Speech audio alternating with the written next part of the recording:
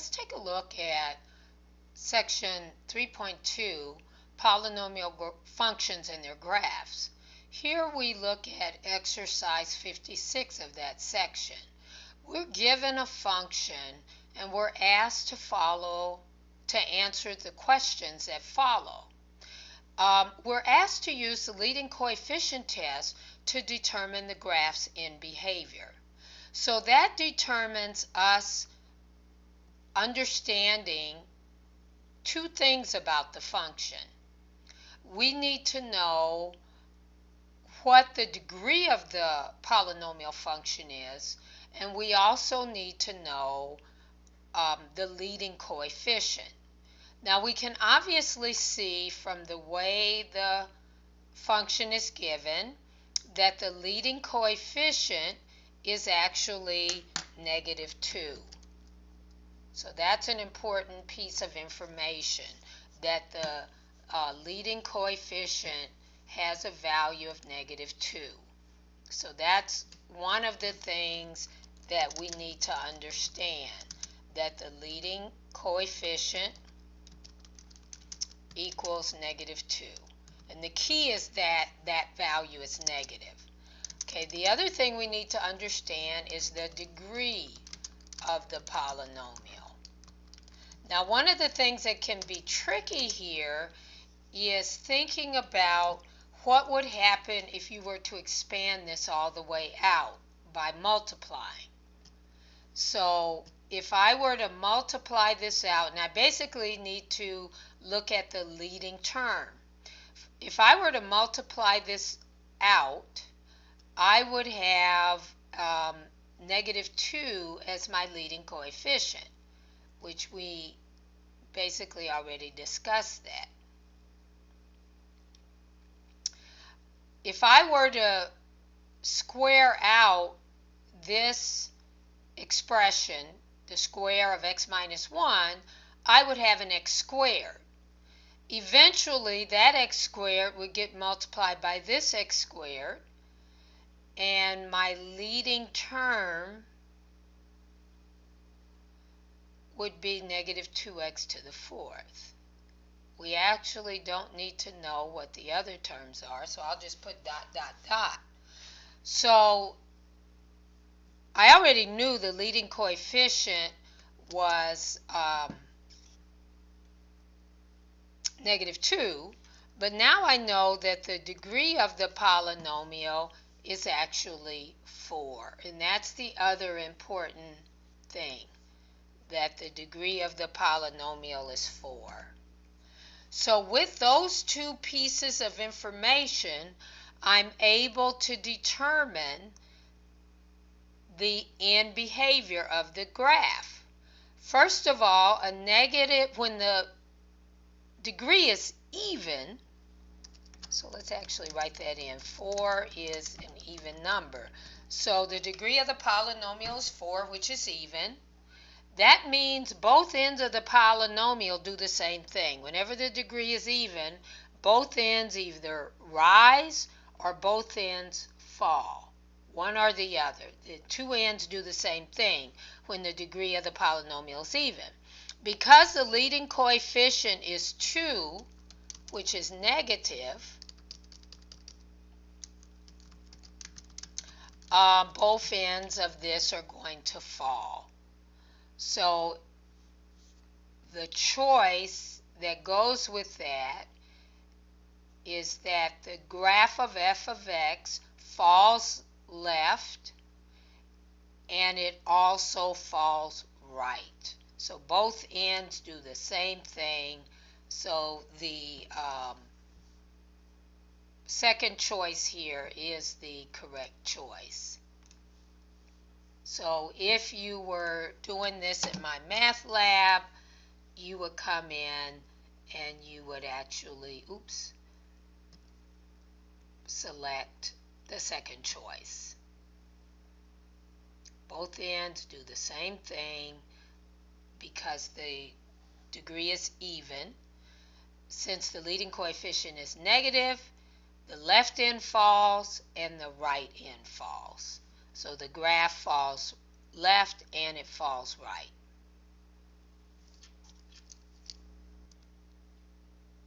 All right, so now we're being asked to find the intercepts. And the x-intercepts specifically. So this actually involves finding the x-intercepts involves setting the function equal to 0. Well, whenever I'm setting a factored expression equal to 0, any factors that involve the variable are set equal to 0.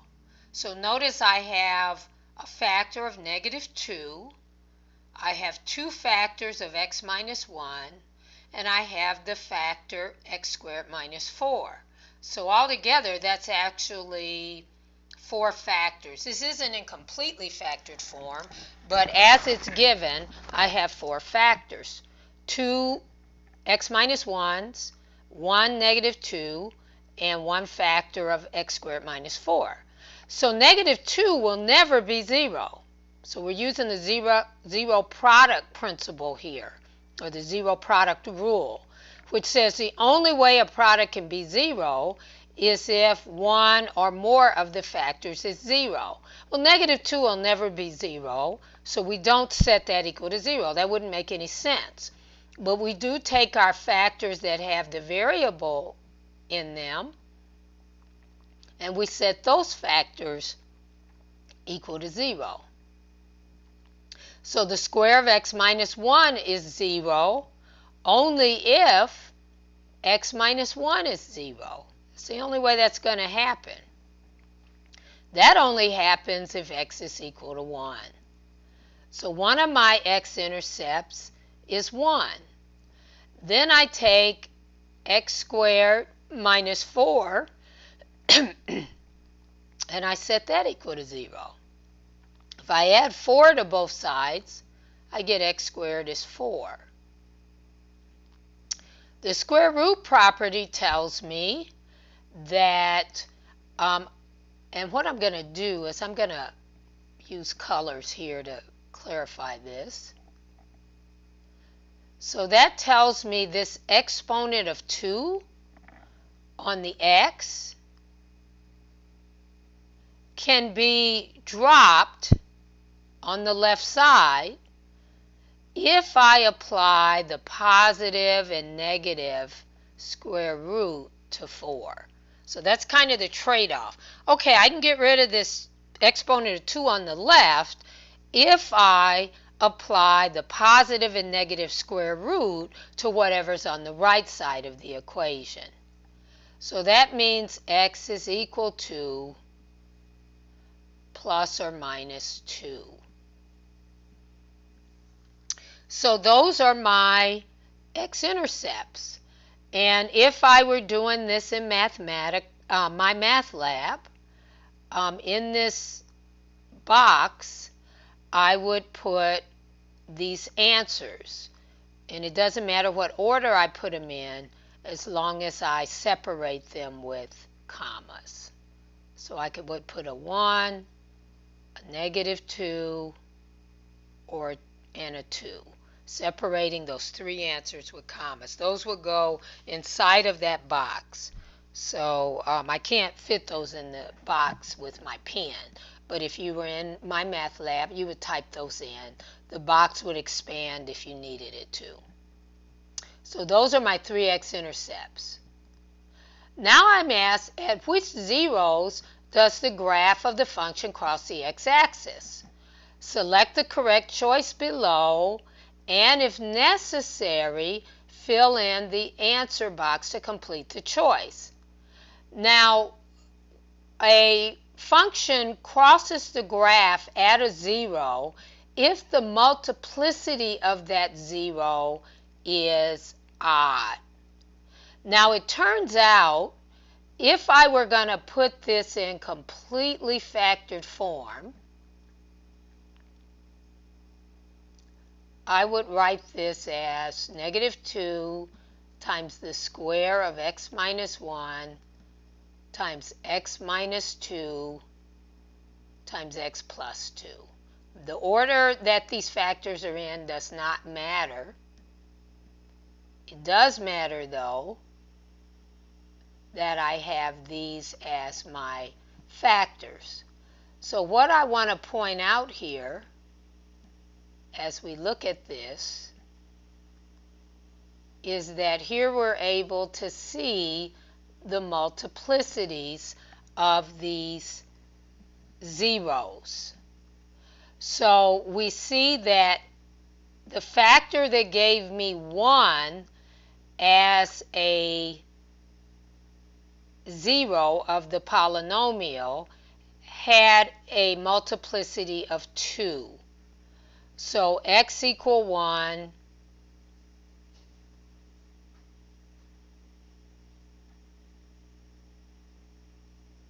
came from a factor that was a degree 2 factor.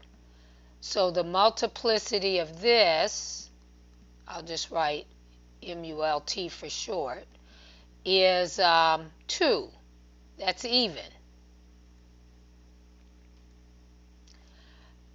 X equal negative 2 came from a factor whose multiplicity is 1. So if I solved x plus 2 equal to 0, the result would be x equal negative 2. Well, the multiplicity on this is 1, which is odd. X equal 2 is a 0 that came from the factor x minus 2. If I set that equal to 0 and solve, I get x equal to 2. And the multiplicity here was also 1, which is odd. So whenever the multiplicity is even, the graph merely touches at that 0. If the multiplicity is odd, the graph of the function crosses at that 0.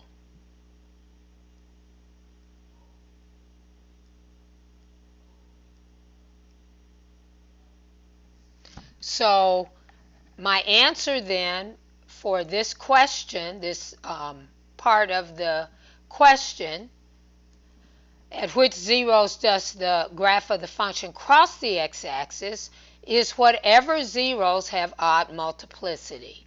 So it would be A, and I would be putting into this box negative 2, comma 2, or I could put 2, negative 2. The order doesn't matter as long as one of my answers here is negative 2 and the other is 2. Now in the next question, I'm asked, at which zeros does the graph of the function touch the x-axis and turn around? So here I get my even multiplicity 0, and that is x equal to 1. So that's what will go in this box here, x equal to 1. So I can actually fit that in, and let me fix that to make sure that looks like a 1 and not a 2.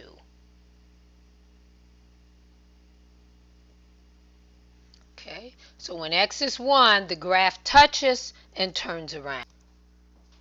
All right, now we want to find the y-intercept, and we always find a y-intercept by computing f of 0. It doesn't matter whether our function's a polynomial or not. If we have a function f of x, we always find its y-intercept by computing f of 0. So here's our function, and in place of every x, we're going to put a 0. And that's how we calculate f of 0.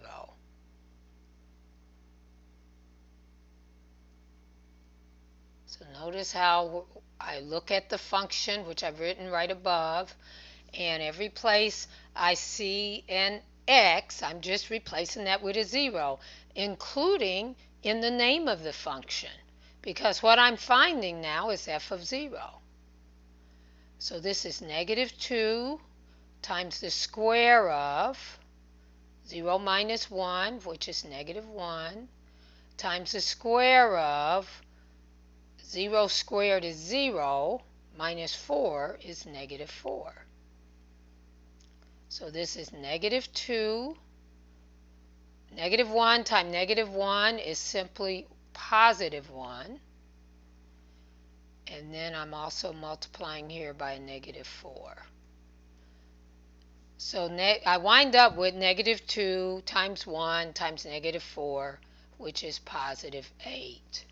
So in this box, I would put 8. The y-intercept is 8.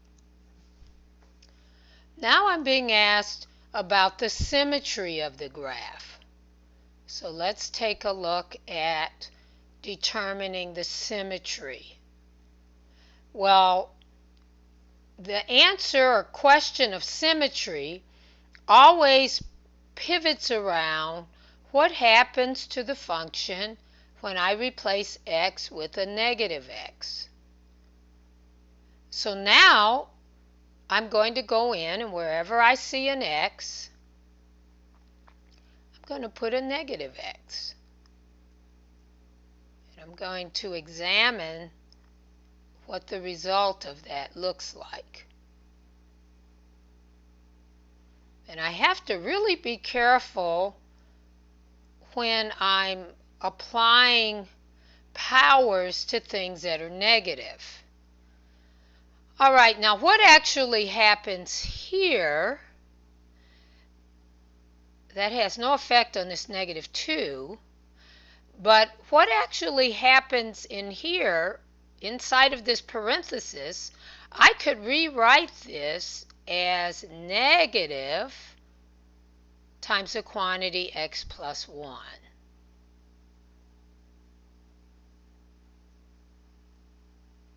The square is being applied to that. When I square negative x, I simply get x squared.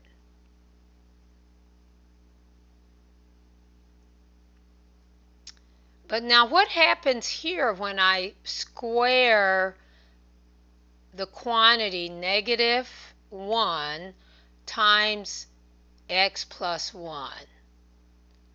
Well, I'm going to get two negatives, which is going to become a positive, and this turns into simply the square of x plus 1.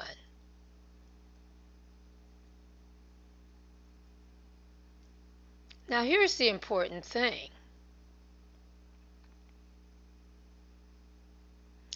If I had y-axis symmetry, then f of negative x would equal f of x. So in other words, the y value would be exactly the same if you had y-axis symmetry when you put negative x in place of x. Does that actually happen here? Is x plus 1 the same as x minus 1? Everything else remained unchanged. The answer is no. These are going to be different for many values of x. So in general, f of negative x does not equal to f of x, so you don't get y-axis symmetry. So I don't get any y-axis symmetry here. That's the thing that I check for y-axis symmetry. Does f of negative x equal f of x?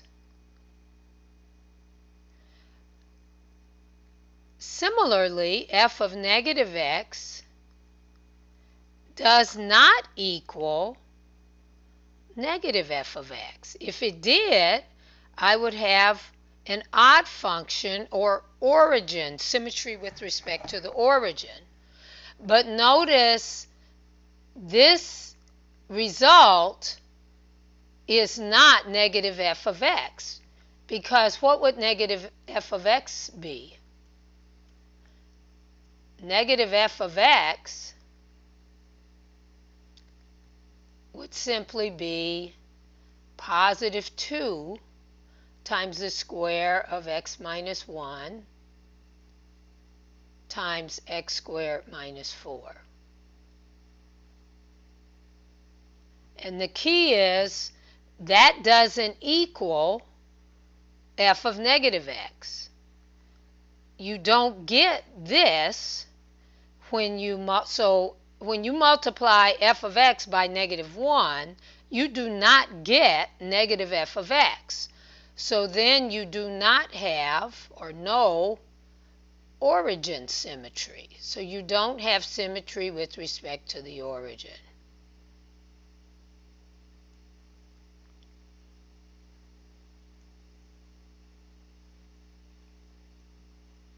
So the function, so I would select neither, that the function is neither even nor is it odd. I don't have origin symmetry, which means it's not odd, and I don't have y-axis symmetry, which means the function is not even. Now I want to determine the graph of the function. Well, what I want to do first, technically on this we've got some choices to look at. And what I want to do before we look at those choices is I actually want to, I simply want to look at graphing the function. We have enough information to graph it. So let's take a look at doing that. Okay, so let's incorporate the things that we know. We know that here's an empty graph. We know that the y-intercept is 8. So we know that we're going to touch the y-axis right around here. We know that we have x-intercepts of negative 2, 1, and 2. We didn't find the maximum or the minimum of this. Actually, we haven't covered exactly how to do that in this class. That is something that we talked about for quadratic functions, but not for just polynomial functions in general. Now we do know that both ends fall on the left end of the polynomial and on the right end.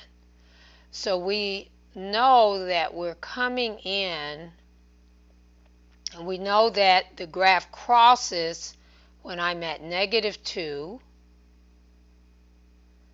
and when I'm at positive 2, but the graph only touches and turns around when x is 1. All right, so just to kind of put that in briefly, we know that we're crossing here.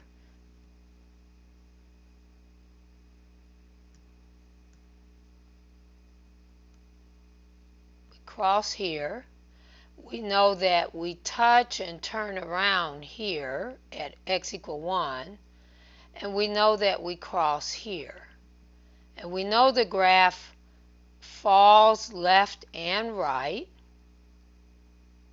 So we could go ahead and put arrows here.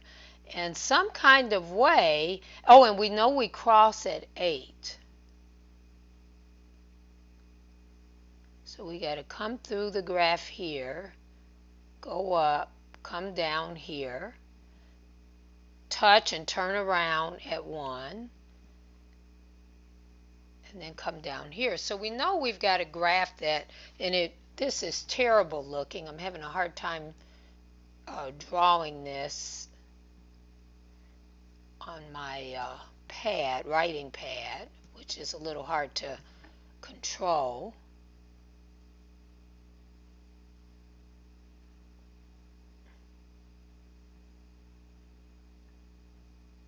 So we've got something that kind of looks like this, and of course the graph would be smooth. It's really hard for me to draw smoothly on this electronic pad that I'm drawing on. So I'm having a little hard of a time controlling my pen. But I do know that I'm crossing here.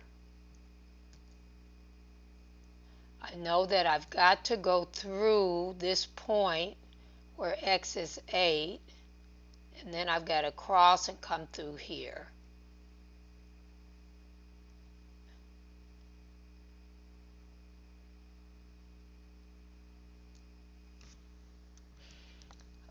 One of the things that probably happens,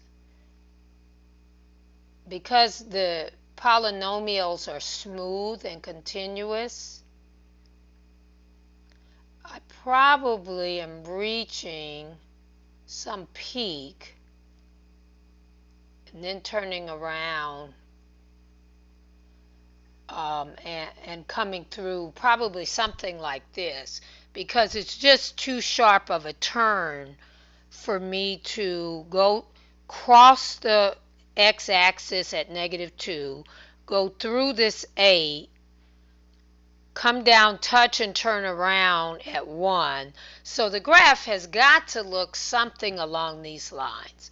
And again, it's hard for me to draw this electronically. I could draw it better if I was able to do so on pen and paper, with or pencil and paper. But I did draw I used Mathematica to give you a more exact graph using the same rectangular coordinate window that I have here. So let's take a look at that. And then we see, here we're able to actually see that it is as we suspected. The graph does pass, if I come in from the left, I increase and increase and increase, and I have this point where I change from increasing to decreasing, and that when I'm decreasing, I eventually go down and touch the y-axis at 8. I continue decreasing, and at x equal to 1, I actually touch the x-axis, turn around, and increase for a short time, reach a peak, and then start decreasing again and continue to decrease indefinitely. So there's an exact picture of the graph. It's actually very difficult to draw that with the scale in the x direction being so small relative to the fact that I have a very significant increase. The graph is actually going higher than 24 at this highest point. So sometimes that can be hard to draw. But we have enough information where we could do a rough sketch, and with that rough sketch, we could see that it's actually choice C that my graph resembles. Notice we were able to get that from the information that we had.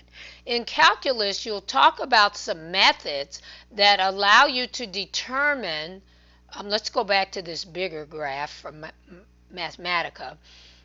You actually use some methods in calculus that allow you to determine what is the actual height, what is the x value where this peak happens, what's the y value of this peak, this highest peak, and this lower peak, and what is the x value. Well, this we don't need calculus for because we were able to determine this turnaround point just with our algebra. We were able to turn around that the x equal 1 was a 0, and the graph only touched the axis here, turned around, and eventually went crossed at this x-coordinate of 2.